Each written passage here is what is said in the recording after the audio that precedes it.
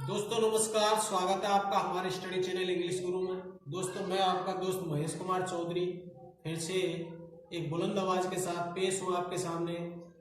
दोस्तों जिंदगी में संघर्षों की यदि कहानी सुने तो संघर्षों की कहानी तो सभी के साथ वही रहती है जैसा आप देखते हो, लेकिन दूसरे की सफलता को पाकर हमें ऐसा लगता है कि शायद इसने जिंदगी में संघर्ष का सामना नहीं किया है। यदि सफलता के पीछे उसके संघर्षों का बयान लिया जाए तो संघर्षों की ऐसी लंबी लिस्ट उसकी भी निकलेगी। तो दोस्तों जिंदगी संघर्षों से युक्त है, संघर्ष से ही आप जिंदगी में कुछ कर पाओगे, बिना संघर्ष के कुछ नहीं होगा।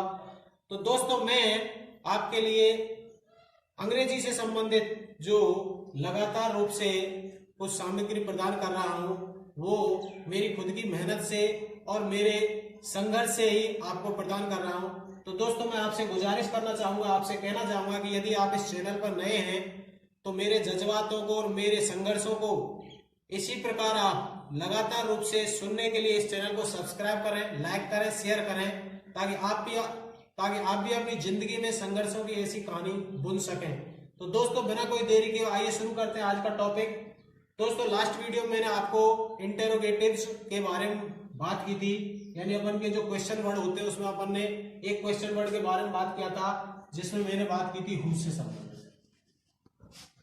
हु के बारे में मैंने दोस्तों आपको बताया था कि who is use as a subject और a object in a sentences by which we can ask some questions, यानी किसी के द्वारा अपन प्रश्न पूछते हैं, वहां पर हु का प्रयोग जब अपन करते हैं तो सब्जेक्ट और ऑब्जेक्ट के रूप में दोस्तों मैंने बताया था आपको। उसी बात को थोड़ा मैं और आगे बता देता हूं कि जो हु शब्द होता है वो सब्जेक्ट के रूप में तो होता है, वो तो मैंने कल के वीडियो में बताया था, आप अपने प्लेलिस्ट में जाकर के वहां उसको चेक कर सकते हैं। लेकिन मैं एक बात और बताना चाहूंगा कि हु का ऑब्जेक्टिव केस हुम होता है। हु का जो ऑब्जेक्टिव केस होता है वो हुम होता है, लेकिन हु भी अपने आप में ऑब्जेक्टिव केस में यूज होता है, जैसा मैंने कल बताया। आज मैं आपको हुम के बारे में बता देता हूं कि हु की जगह यदि आप रिप्लेस लेना चाहते हैं तो हुम का प्रयोग भी अपन कर सकते हैं, और हुम के माध्यम से ही आप वही जो कंडीशन है उसके अनुसार यूज कर सकते हैं। तो देखो हुम का प्रयोग भी अपन पर्सन के साथ करते हैं, पहली बात तो ये, जैसा हु का प्रयोग करते हैं ऐसे हुम का प्रयोग पर्सन के लिए, यानी पर्सन के लिए ही हुम का प्रयोग करते हैं। एक बात तो ये कल मैंने आपको बता दी थी, जो मैं दोबारा बता रहा हूं। एक दूसरी बात मैंने बताई थी कि इसका प्रयोग ऑब्जेक्ट के रूप में किया जाता है। ऑब्जेक्ट के रूप में मैंने हु का प्रयोग दो रूपों में बताया था, सब्जेक्ट और ऑब्जेक्ट। लेकिन जब हु का अपन ऑब्जेक्टिव केस की बात करेंगे तो ऑब्जेक्टिव केस का यूज होगा वो ऑब्जेक्ट के रूप में होगा, यानी फाइंड आउट ऑब्जेक्ट। ऑब्जेक्ट को पाने के लिए, ऑब्जेक्ट को किसी सेंटेंस में से ढूंढने के लिए अपन हुम का प्रयोग करते हैं। यदि इसके अर्थ की बात करें तो अर्थ के बारे में मैंने बताया था कि किसको अर्थ इसका निकलेगा जब इसका ऑब्जेक्टिव केस के रूप में अर्थ होगा। जब अपन सब्जेक्टिव केस के बारे में बात करते हैं तो हु का अर्थ कौन होता है, और हु को मैंने ऑब्जेक्टिव केस के बारे में इसका अर्थ किसको बताया था, वही बात हुम के साथ है कि हुम क्या है, हु का ऑब्जेक्टिव केस है, तो ऑब्जेक्टिव केस में इसका अर्थ किसको होगा ये भी मैंने कल आपको बता दिया था। एक बात मैंने और बताई थी उसके संबंध में कि इसका प्रयोग सिंगुलर व प्लूरल दोनों रूपों के साथ होता है। उस कंडीशन में यहाँ हुम ही रहेगा। हुम का प्रयोग आप सिंगुलर सब्जेक्ट के साथ भी करेंगे तो भी हुम ही पोजीशन रहेगी, हुम ही इसका फॉर्म्स होगा, और प्लूरल के साथ भी करेंगे तो भी हुम ही होगा, ऐसा मैंने कल बताया था। और एक बात मैंने और बताई थी कि जो हु और हुम है ये प्रोनाउन है, यानी सर्वनाम है, क्योंकि कुछ ऐसे शब्द होते हैं जो एडजेक्टिव भी हो सकते हैं, लेकिन यहाँ पर हु और हुम की यदि बात करें तो ये हु और हुम क्या है, प्रोनाउन है, सर्वनाम है। तो ये चीज मैं आपको कल भी बता चुका था, लेकिन हु से संबंधित मैंने टॉपिक को थोड़ा अलग कर दिया था, इसलिए मैं हुम को आज यहाँ क्लियर कर रहा हूँ। तो जैसे मैंने बताया कि हु का ऑब्जेक्टिव केस हुम होता है, जो पर्सन के लिए प्रयुक्त किया जाता है। हुम का जो प्रयोग ऑब्जेक्ट के रूप में किया जाता है, यानी ऑब्जेक्ट को फाइंड आउट ढूंढने के लिए सेंटेंसेस में इसका प्रयोग किया जाता है। इसका अर्थ मैंने बताया कि किसको इसका अर्थ होता है, और इसका प्रयोग जो हुम का होगा वो सिंगुलर और प्लूरल सब्जेक्ट्स, सिंगुलर और प्लूरल दोनों सब्जेक्ट्स के साथ होगा, और उसकी फॉर्म यही रहेगी। और एक बात और है कि प्रोनाउन, ये whom अपने आप में प्रोनाउन है, यानी सर्वनाम के रूप में ये प्रयोग होगा, इसके साथ कोई नाउन वगैरह यूज नहीं होगी। अपन एग्जाम्पल के माध्यम से इसको क्लियर कर देते हैं। जैसे कल भी अपने एग्जाम्पल पढ़े थे, आज भी अपन पढ़ लेते हैं। जैसे मैं बात करता हूं कि whom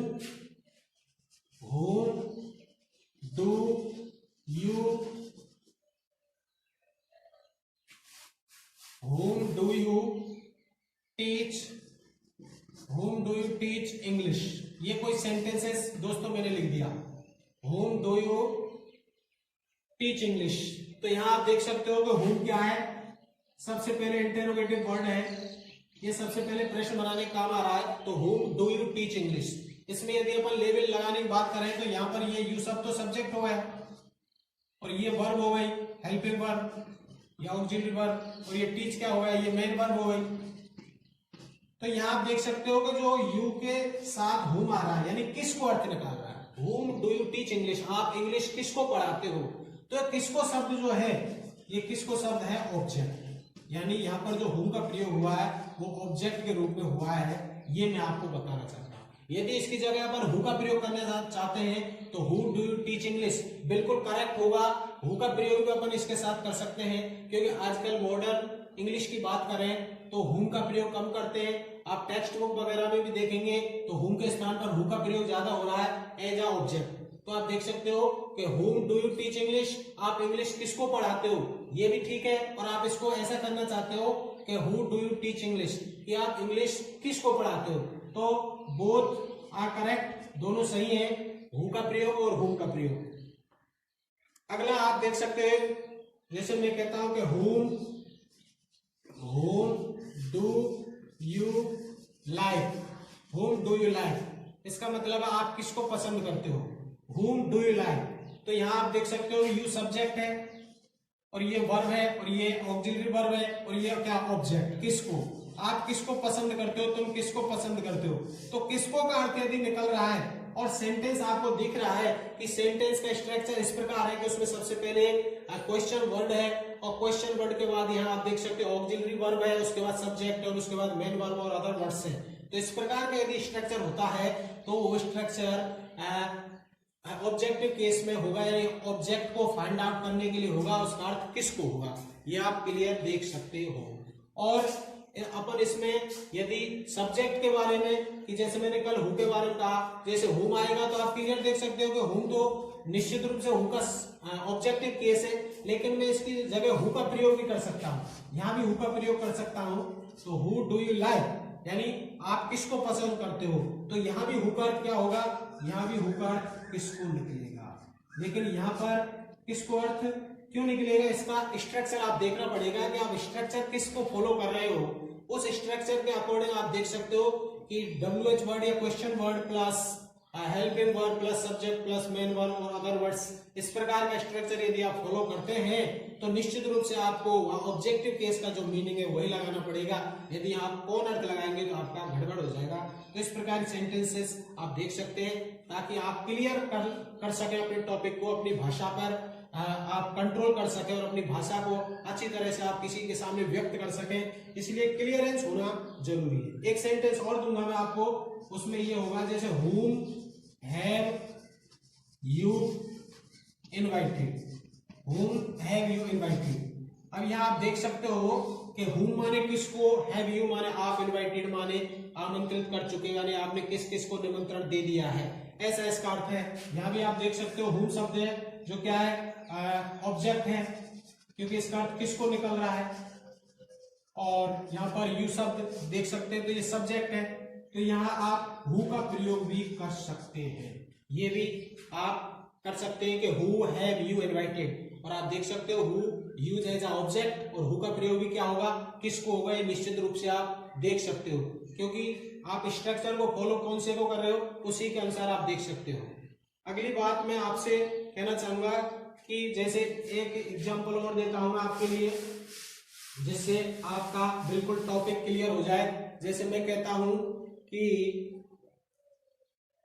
whom are you talking, whom are you talking, ऐसा मैंने कोई सेंटेंस लिख दिया। whom are you talking, अपन इसकी जगह who लगाते कि who करते हैं, तो यहाँ पर आपको क्या करना है, यहाँ पर to शब्द पहले लगाना है, to प्रपोजिशन आपको लगाना है ताकि इसका अर्थ बैठ सके, क्योंकि who are you talking यदि अपन करेंगे तो सेंटेंस अधूरा लगेगा। अधूरा लगाने के लिए आपको इसका जो मीनिंगफुल सेंस निकालने के लिए टू प्रपोजिशन का प्रयोग करना पड़ेगा। To whom are you talking, यानी आप किस से बात कर रहे हो, किसको बात कर रहे हो, ऐसा अर्थ इसका निकलेगा टू whom इसी के साथ। और उधर मैंने who के प्रयोग बताया था कि who के साथ यदि प्रयोग करेंगे तो who are you talking, who are you talking to, तो वहां पर who के साथ प्रयोग जब करेंगे तो प्रीपोजिशन को लास्ट में रख सकते हैं। Who are you talking to, आप किससे बात कर रहे हो, किसको बात कर रहे हो, तो उस समय आप देख सकते हो who के साथ आप प्रीपोजिशन लास्ट में लगा सकते हो मेन वर्ब के साथ। और यदि whom के साथ आपको ऑब्जेक्टिव केस के यूज में whom का प्रयोग करना है तो आपको to इसके साथ ही लगाना पड़ेगा। जैसे और देख सकते हो आप, एक सेंटेंस और देता हूं, विद whom यानी किसके साथ, इसका अपने आप में अर्थ है टू whom किसको साथ, किसको यानी किससे, और विद whom किसके साथ, with whom did you go, आप किसके साथ गए, डिड यू गो, ये आप देख सकते हो with whom did you go, इसका मतलब आप किसके साथ गए। तो यहाँ आप देख सकते हो विद whom इसके whom ऑब्जेक्टिव केस के साथ आ गया प्रपोजिशन। तो इसको अपन यदि who के साथ बनाना चाहते हैं कि who did you go with, तो भी इसका मीनिंग समान निकलेगा, इनके अर्थ में कोई अंतर नहीं आएगा, केवल थोड़ा सा स्ट्रक्चर में चेंज हो सकता है। आप देख सकते हो कि यहाँ पर स्ट्रक्चर में थोड़ा सा चेंजेज आ रहा है और इनका अर्थ में किसी प्रकार का कोई चेंजेज नहीं आ रहा है। तो ये दोस्तों जो मैंने बात की थी ये हु से संबंधित थी, जिसका ऑब्जेक्टिव केस हुम होता है। मैंने कल भी हु का प्रयोग बताया था कि सब्जेक्ट और ऑब्जेक्टिव, वही बात मैंने आगे क्लियर की है। ठीक है दोस्तों, ये तो समझ में आ गई। अब आगे की बात करते हैं। अगला जो क्वेश्चन वर्ड है उसको लेते हैं। वो कहने का मतलब ये है कि जितने भी क्वेश्चन वर्ड है जिनसे अपन क्वेश्चन करते हैं, ये क्वेश्चन वर्ड जब आपके क्लियर हो जाते हैं तो आगे हमको अंग्रेजी से संबंधित किसी प्रकार की कोई परेशानी नहीं आती है। यानी कोई भी, चाहे स्पोकन या रिटेन, कोई भी यदि आप लैंग्वेज सीखना चाहते हो, चाहे वो स्पोकन हो या रिटेन हो, तो वहां पर हमको परेशानी नहीं आएगी। और परेशानी नहीं आएगी तो आप सामने वाले से अपने आप को यह साबित करवा सकते हैं कि मैं थोड़ा अंग्रेजी में जानता हूं। तो ये आप देख सकते हो हुज का प्रयोग आज मैं देखूंगा कि हुज के बारे में क्या क्या बातें हैं। तो हुज का प्रयोग देखो, हुज के बारे में अपन बात करेंगे। हुज का एक तो प्रयोग होता है कि आप जानते हो इसका प्रयोग पर्सन के लिए किया जाता है। आप देख सकते हो कि हु, हुज, हुम, हु, हुज, हुम, ये तीनों का तीनों जो प्रयोग है पर्सन के लिए करते हैं, यानी व्यक्तियों के लिए प्रयोग होता है। निर्जीव वस्तु और जानवर वगैरह के साथ इनका प्रयोग नहीं होता है। केवल जो पर्सन होते हैं, व्यक्ति होते हैं, उनके साथ हुज का, हु का, हुम का प्रयोग होता है।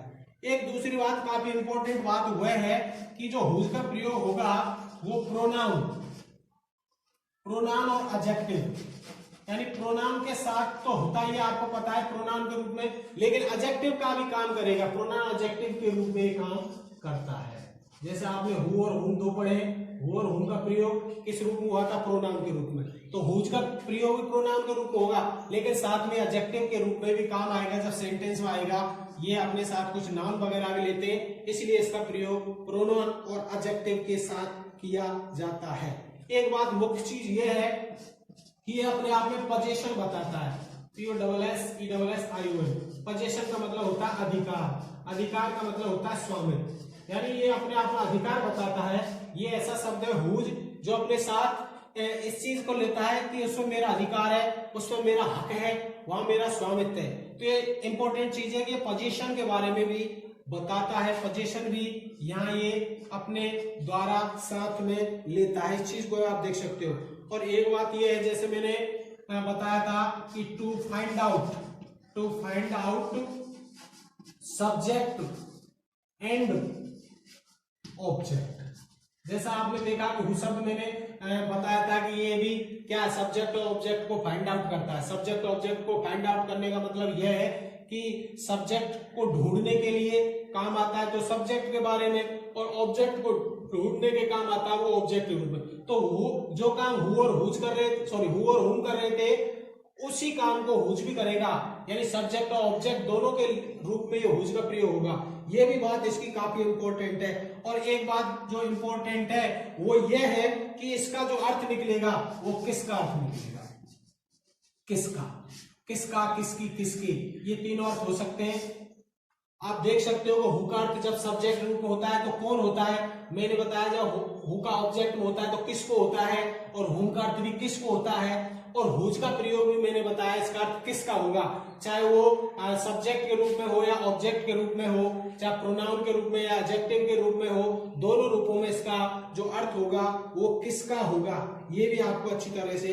और एक अत्यंत और महत्वपूर्ण बात है वो मैंने पहले ही बताई थी और भी बता रहा हूं कि इसका प्रयोग सिंगुलर व प्लूरल, यानी सिंगुलर और प्लूरल दोनों सब्जेक्ट्स के साथ, सिंगुलर और प्लूरल दोनों रूपों में इसका प्रयोग किया जाता है। दोनों रूपों का मतलब होता है कि ये सिंगुलर के साथ भी आएगा और प्लूरल के साथ भी आएगा। हुज का फॉर्म नहीं बदलेगा, हुज का फॉर्म एक जैसा रहेगा, इसके साथ सिंगुलर वर्ब भी यूज होगी और प्लूरल वर्ब भी यूज होगी, सब्जेक्ट भी होगा, लेकिन इसका रूप नहीं बदलेगा, दोनों रूपों में इसका प्रयोग होगा, दोनों रूपों में इसका प्रयोग होगा।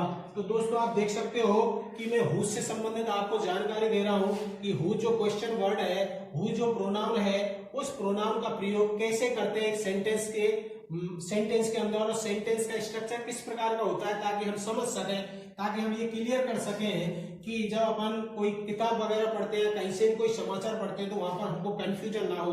तो ये बात मैं इसके बारे में आपको जानकारी दे रहा हूं कि हुज का प्रयोग पर्सन के लिए किया जाता है। मुख्य बात तो ये मैंने बताया, हुज और हुम और हु, ये तीनों का तीनों जो प्रयोग है ये पर्सन के लिए प्रयोग किए जाते हैं। ये निश्चित रूप से आप देख सकते हो कोई व्यक्ति और कोई जानवर या निर्जीव चीज के लिए अपन हुज का प्रयोग, हु का प्रयोग और हुम का नहीं करते। ये बिल्कुल क्लियर हो गया।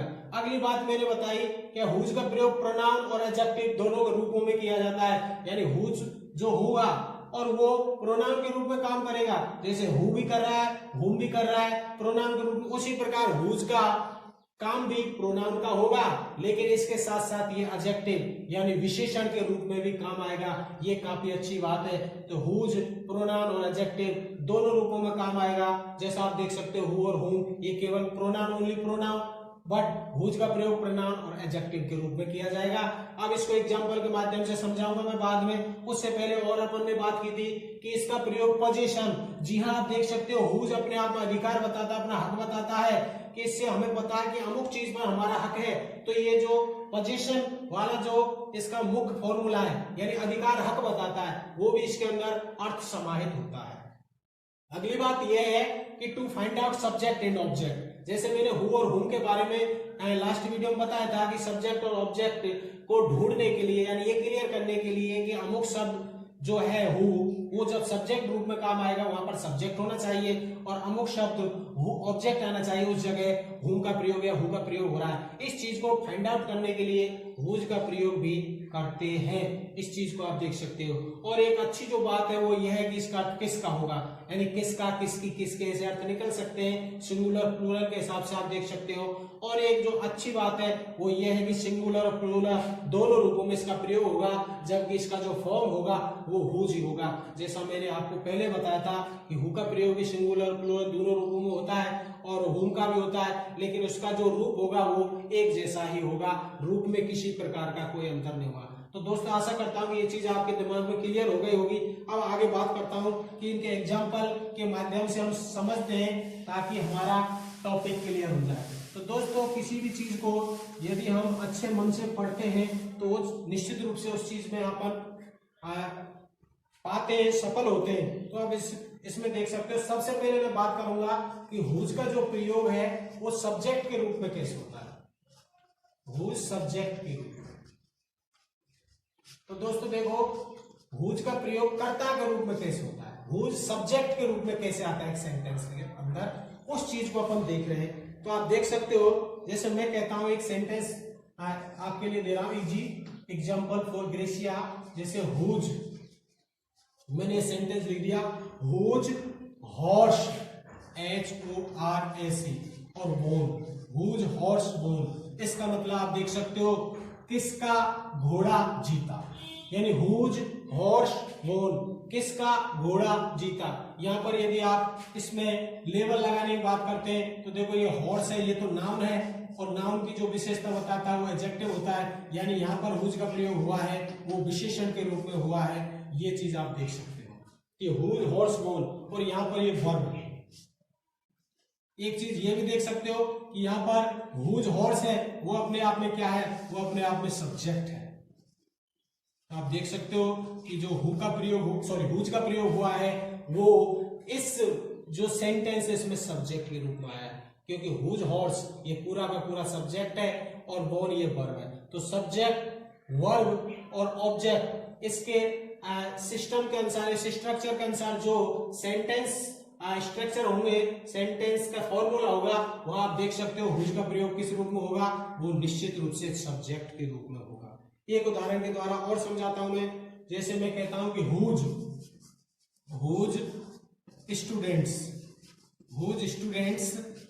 स्टूडेंट्स का मतलब किसके विद्यार्थी। Whose students stood first in Rajasthan. Whose students stood first in Rajasthan, यानी किसके विद्यार्थी राजस्थान में सबसे पहले पोजीशन पर आए। इस चीज को आप देख सकते हो। आप देख सकते हो दोस्तों, whose students stood first in Rajasthan. इसमें यदि अपन लेवल लगाने की बात करते हैं तो लेवल इस प्रकार लगा सकते हैं। हुज तो WH वर्ड हो गया यानी क्वेश्चन वर्ड हो गया, और ये स्टूडेंट्स क्या हो गए, नाउन हो गए। तो नाउन की विशेषता बताने वाले शब्द को हम विशेषण कहते हैं, संज्ञा की विशेषता बताने वाले शब्दों को क्या कहते हैं, विशेषण कहते हैं। तो आप देख सकते हो यहाँ ये एडजेक्टिव का काम कर रहा है, और ये एडजेक्टिव के साथ साथ ये नाउन और एडजेक्टिव दोनों मिलकर क्या कर रहे हैं, ये सब्जेक्ट बना रहे हैं। तो दोस्तों जैसा आप देख सकते हो कि मैंने बताया था कि यदि इस प्रकार का स्ट्रक्चर हो जाता है, अब स्ट्रक्चर की यदि बात करें तो सब्जेक्ट प्लस वर्ब और प्लस अदर वर्ड्स, ये यदि ऐसा यदि स्ट्रक्चर आता है, सब्जेक्ट का मतलब यहाँ WH वर्ड हो सकता है, जैसा आप देख सकते हैं यहाँ हुज आ रहा है और हुज के साथ ये स्टूडेंट्स यानी नाउन आ रही है। तो नाउन यदि आती है उसके साथ तो निश्चित रूप से वो एडजेक्टिव का काम करेगा, वो विशेषण का काम करेगा, क्योंकि अभी मैंने सैलिएंट फीचर्स में हुज के बारे में बताया था कि हुज का प्रयोग विशेषण के रूप में भी होगा और प्रोनाउन के रूप में भी होगा। तो यहाँ आप देख सकते हो इस प्रकार का स्ट्रक्चर यदि आप देखते हैं पेपर के अंदर तो निश्चित रूप से आपको वह सब्जेक्ट है, वो सब्जेक्ट क्या होगा, वो एडजेक्टिव होगा यदि उसके साथ नाउन आ रहा है, और यदि वो अकेला आ रहा है तो प्रोनाउन होगा। तो आप देख सकते हो इसमें वर्ब, ये वर्ब दे रखी है, वर्ब किससे पूर्व कोई चीज नहीं है, केवल डायरेक्ट वर्ब है। तो यहाँ पर हुज स्टूडेंट्स क्या हुआ, ये निश्चित रूप से सब्जेक्ट होगा। और देख सकते हो आप, जैसे एक सेंटेंस और मैं देता हूं, whose car broke down. Whose car broke down, किसकी कार खराब हो गई, हुज कार ब्रोक डाउन। वही स्थिति यहाँ है, हुज कार, यहाँ पर ये नाउन है, यहाँ ये एडजेक्टिव है, और ये क्या काम कर रहा है, सब्जेक्ट का काम कर रहा है, और यहाँ पर ये वर्ब है, वर्ब। तो आप देख सकते हो कि इस प्रकार की स्थिति यदि आती है तो वहां हुज का प्रयोग होगा, वो सब्जेक्ट के रूप में होगा। ये निश्चित रूप से आप समझ सकते हो। तो ऐसी स्थिति में हुज का प्रयोग सब्जेक्ट के रूप में होता है। अब देखो इसको थोड़ा साफ करना पड़ रहा है मुझे। हुज का प्रयोग सब्जेक्ट के रूप में देख लिया, लेकिन यहां हमने देखा है कि सब्जेक्ट के रूप में तो हुआ है लेकिन ये एडजेक्टिव के रूप में हुआ है।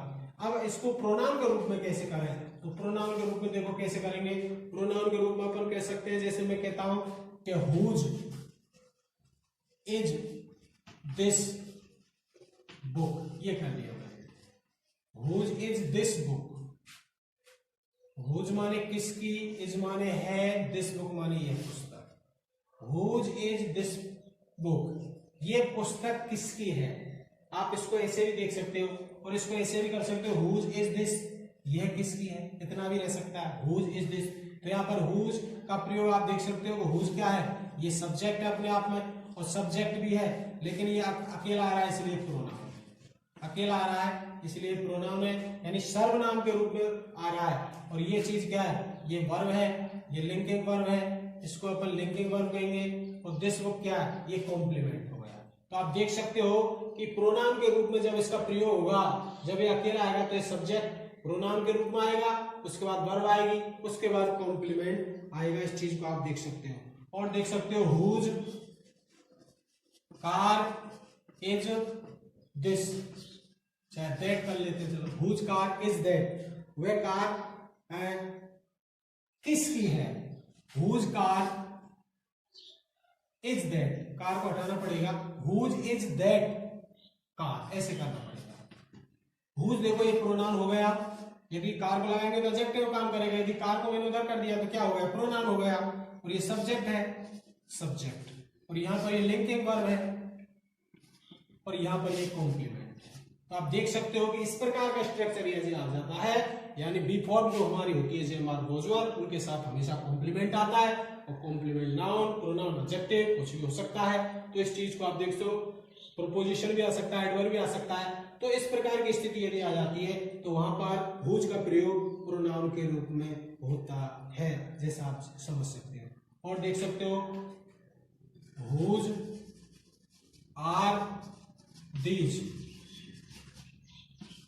क्वेश्चन मार्क लगाना पड़ेगा, सॉरी इनके पीछे, हुज आर दीज, यानी ये किसके हैं, ये किसका है, हुज आर दीज, किसका, किसकी, किसके अर्थ निकलेगा, हुज आर दीज। अब यहाँ हुज पर यदि आप लेबल लगाते हैं तो एक प्रोनाउन हुआ, आर क्या हुआ, लिंकिंग वर्ब हुई, और देयर क्या हुआ, कॉम्प्लीमेंट हुआ। तो आप देख सकते हो इस प्रकार की स्थिति में कि यहाँ पर देखो इसका प्रयोग भी हुआ तब भी हुज ही है। मैंने बताया सिंगुलर और प्लूरल दोनों रूपों में प्रयोग होगा, लेकिन उसका जो रूप है, फॉर्म है, वो एक जैसी होगी, फॉर्म कभी नहीं बदलेगी।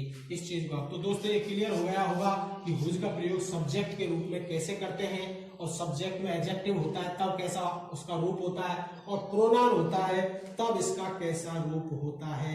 ये आपके दिमाग में बिल्कुल क्लियर हो गया।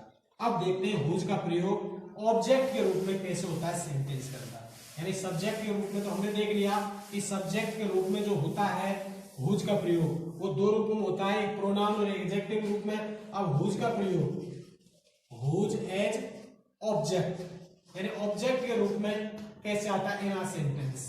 एक सेंटेंस के अंदर यदि ऑब्जेक्ट की बात करें तो ऑब्जेक्ट में कैसे हुज का प्रयोग होता है, जब वो ऑब्जेक्ट को बताता है।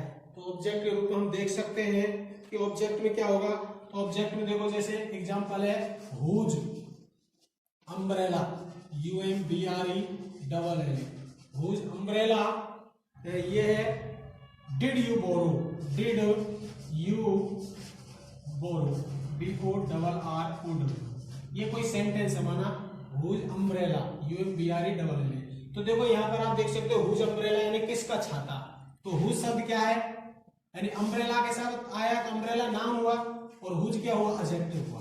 तो एडजेक्टिव निश्चित रूप से हुआ क्योंकि संज्ञा की विशेषता बता रहा है, संज्ञा को डिफाइन कर रहा है। तो यहाँ हुज अम्ब्रेला। अब देखो इसके बाद क्या है, हेल्पिंग वर्ब आ रही है, यानी स्ट्रक्चर यहाँ चेंज हो गया, हेल्पिंग वर्ब आ रही है, और हेल्पिंग वर्ब के बाद सब्जेक्ट आ रहा है, और उसके बाद मेन वर्ब आ रही है। तो यहाँ पर आप स्ट्रक्चर देख सकते हैं, स्ट्रक्चर उसी जैसा है जैसे आपने हु को ऑब्जेक्ट के रूप में पढ़ा था, वही स्थिति हुज की है जब ऑब्जेक्ट के रूप में आ रहा है। लेकिन केवल अंतर इतना है कि यहाँ पर हुज का प्रयोग एडजेक्टिव के रूप में हो रहा है, जबकि हुम का प्रयोग वहां प्रोनाउन के रूप में हो रहा था। अब इस चीज को यदि मैं यहाँ पर लगाता हूं क्या लेबल कि ये क्या है, तो ये ऑब्जेक्टिव फॉर्म होगी, यानी ये ऑब्जेक्ट के रूप में आया है। ऑब्जेक्ट के रूप का मतलब कह सकते हो आप कि यहाँ पर ऑब्जेक्ट आना चाहिए, यहाँ पर फाइंड आउट क्या किसको कर रहा है, ये ऑब्जेक्ट को कर रहा है, यानी ऑब्जेक्ट का रूप यहाँ आएगा।